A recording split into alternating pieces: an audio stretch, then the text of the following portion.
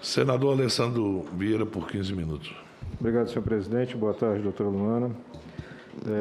Parabéns pela exposição.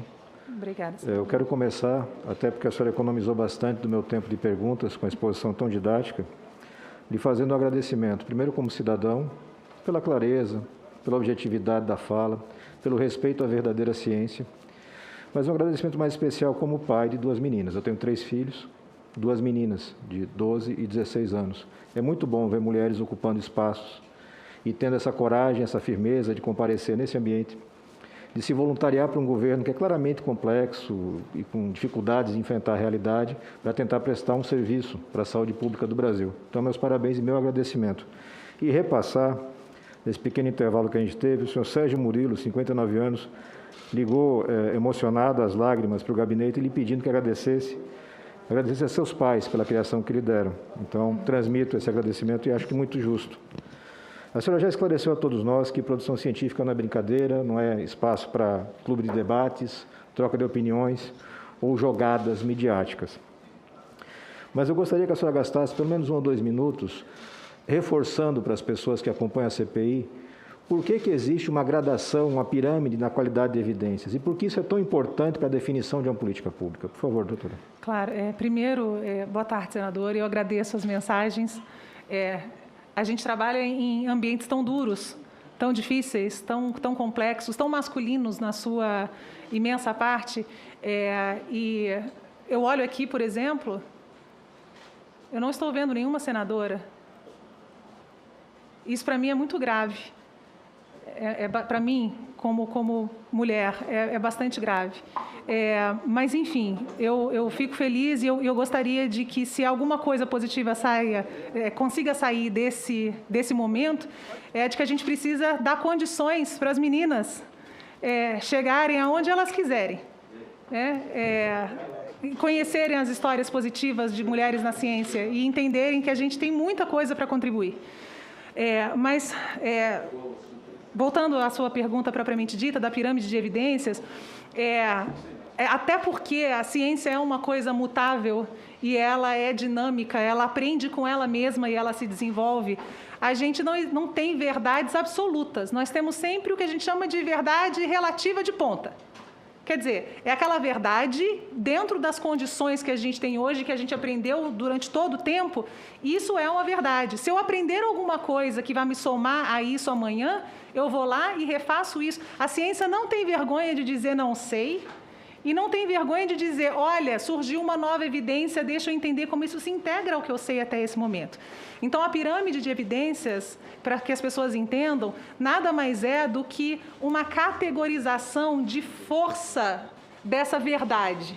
Quer dizer, o quanto de certeza que eu tenho sobre essa informação, ela está lá num nível em que vai ser muito difícil derrubar isso, ou ela vai estar lá embaixo, num nível que ela é muito frágil e com facilidade pode surgir alguma outra informação que mude esse contexto.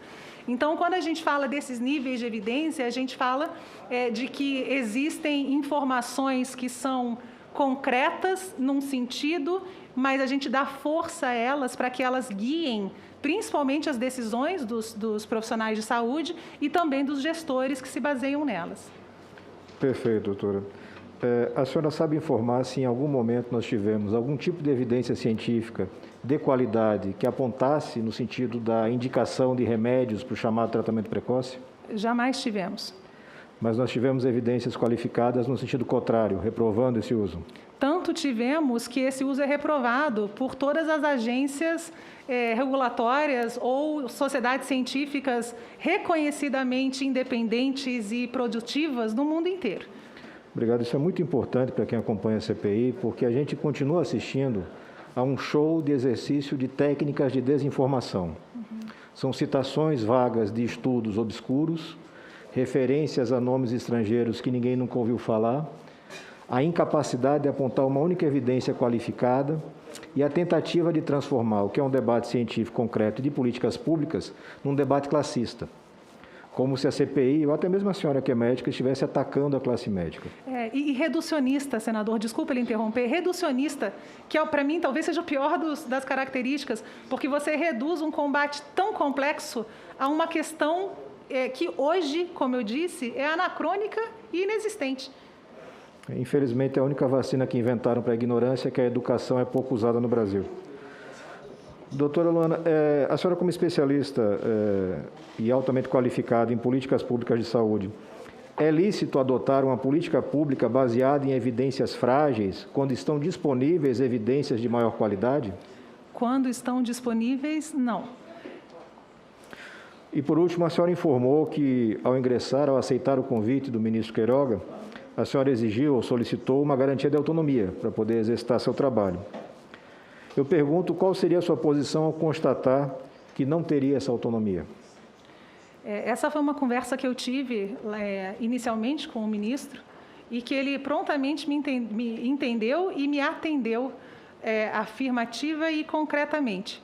Ele compreendeu que numa situação de tamanha importância e tamanha complexidade que seria a condução dessa secretaria, que será a condução dessa secretaria, é importante que o responsável tenha essa autonomia para coordenar os trabalhos. Eu sou, como já deve ter transparecido, senador, uma mulher da ciência e da ética. Se eu me compreendesse cerceada num nível fundamental para o exercício do meu trabalho, eu não faria mais parte dessa estrutura. É importante que as pessoas entendam também que autonomia não é liberdade plena. A gente faz parte de uma estrutura, todos fazemos parte de uma estrutura. Então, é preciso que haja respeito, que haja integração, que haja cooperação, mas isso não pode significar cerceamento ou falta de autonomia. Então, esse equilíbrio, às vezes, é frustrante e complexo. Mas reitero que em nenhum momento, nesse período, eu fui cerceada e que, se isso tivesse acontecido, eu gentilmente pediria o chapéu e voltaria para a minha vida, que sempre foi, bastante produtiva e suficiente para mim. Perfeito. Eu espero que cada cidadão, cada homem e mulher que hoje presta serviço público no Brasil tenha essa mesma compreensão, que existe um limite que você deve observar com clareza, em que você deixa de ser útil e começa a colaborar para a destruição institucional.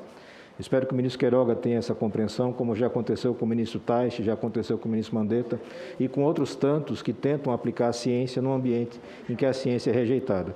Renovo os agradecimentos e parabéns pela conduta, parabéns à família como um todo. Desejo boa sorte no seu futuro. Muito obrigada. Se eu puder só acrescentar um fator nesse sentido, nós médicos temos um